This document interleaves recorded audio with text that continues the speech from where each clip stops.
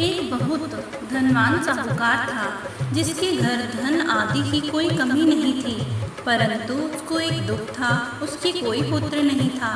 वह इसी चिंता में रात दिन दुखी रहता और पुत्र की कामना के लिए प्रत्येक सोमवार को शिव जी का व्रत और पूजन किया करता था। सायंकाल शिव मंदिर में जाकर शिव जी के आगे दीपक जलाया करता।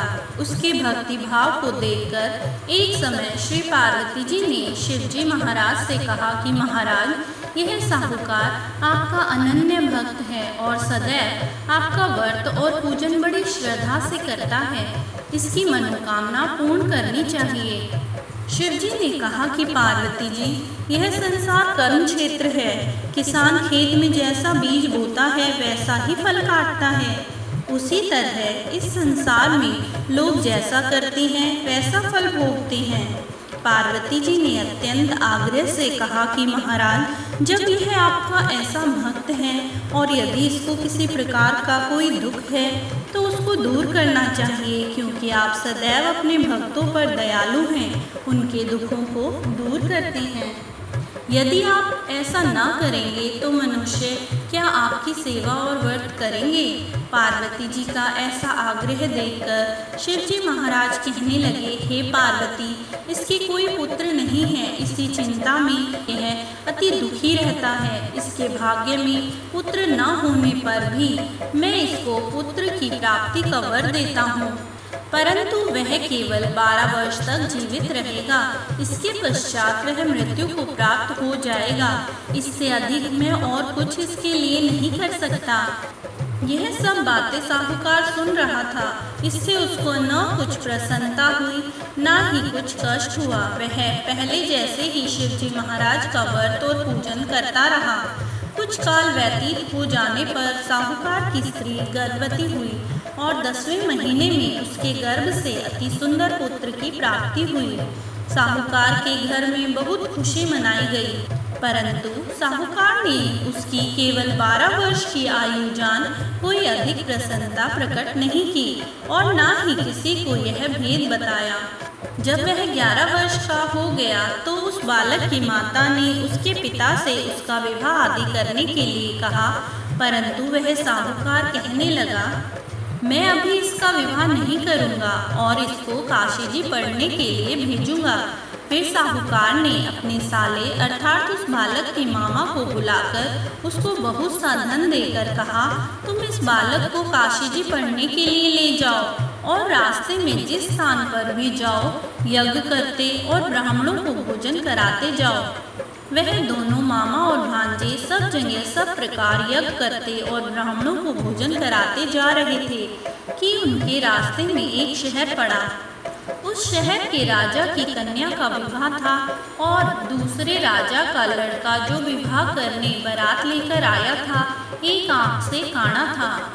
उसके पिता को इस बात की बड़ी चिंता थी, कहीं वर को देखकर कन्या के माता पिता विवाह में किसी प्रकार की अड़चन पैदा न कर दें। इस कारण जब उसने सेठ के अति सुंदर लड़के को देखा तो मन में विचार किया कि क्यों न बारात चढ़ाने के लिए इस लड़के को ले लिया जाए।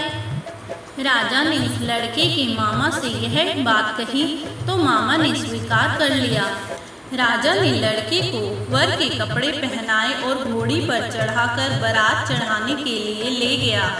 वहाँ बड़ी सुंदरता से सब कार्य हो गए।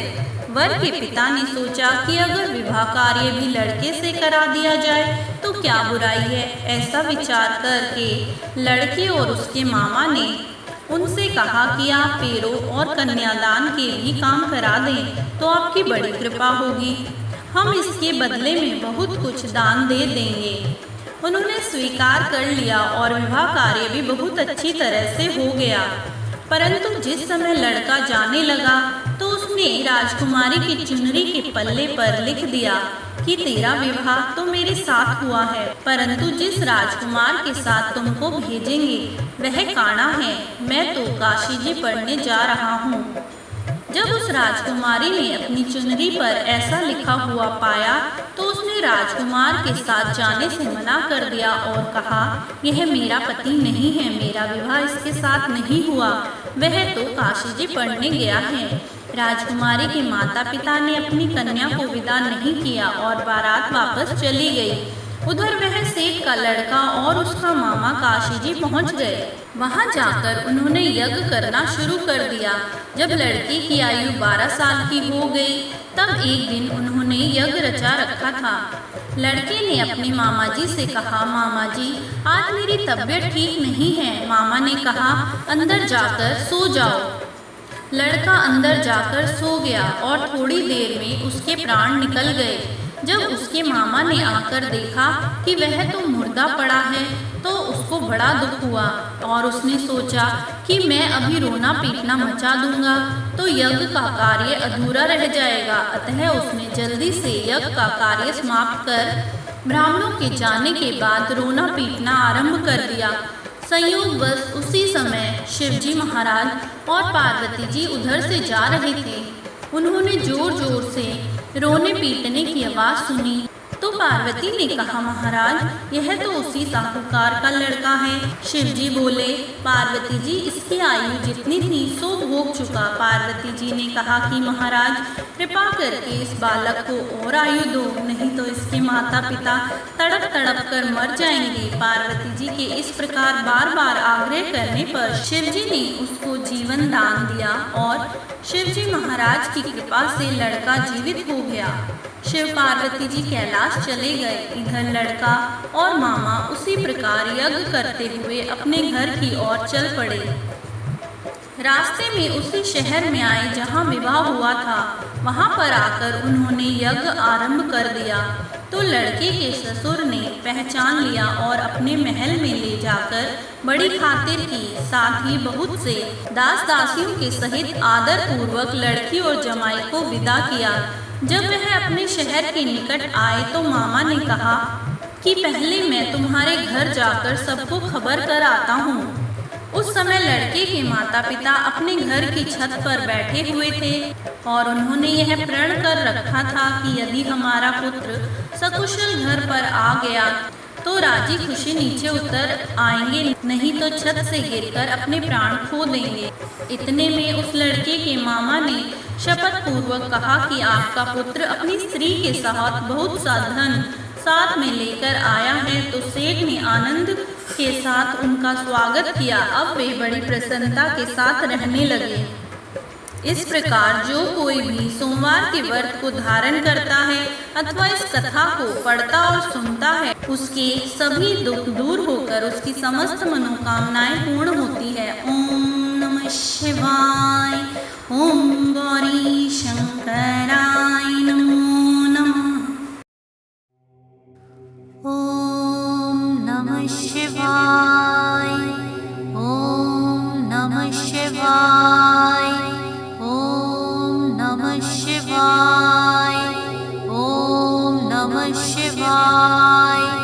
ओम नमः शिवाय। ओम नमः शिवाय। ओम नमः शिवाय।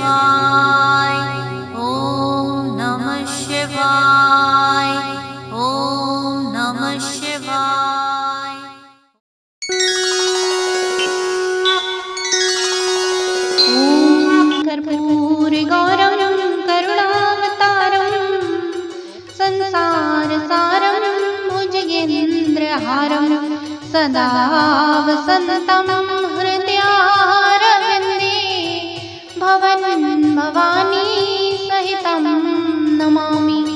जय शिवोंकारा भज हर शिवोंकारा ब्रह्मा विष्णु सदा शिव अर्धांगनिधारा। ओम जय शिवोंकारा एकानन चतुरानन पंचानन राजी हंसानन गरुडासन वृषभान साजे। ओम जय शिवोंकारा दो भुज चार चतुर्भुज दस भुज अति सोहे तीनों रूप निरखते त्रिभुवन मन मोहे। ओम जय शिवोंकारा अक्षमाला वनमाला मुंडमाला धारी चंदन मगर मद सोहे भाले शशिधारी। ओम जय शिवोंकारा श्वेतांबर पीतांबर बाघांबर अंगे सनकादिक ब्रह्मादिक भूतादिक संगे। ओम जय शिवोंकारा करके मध्य कमंडल चक्र त्रिशूल धरता सुख करता दुख हरता जग पालन करता। ओम जय शिवोंकारा ब्रह्मा विष्णु सदा शिव जानत विवेका प्रणवाक्षर के मध्य में ये तीनों एका। ओम जय शिवोंकारा त्रिगुण स्वामी जी की आरती जो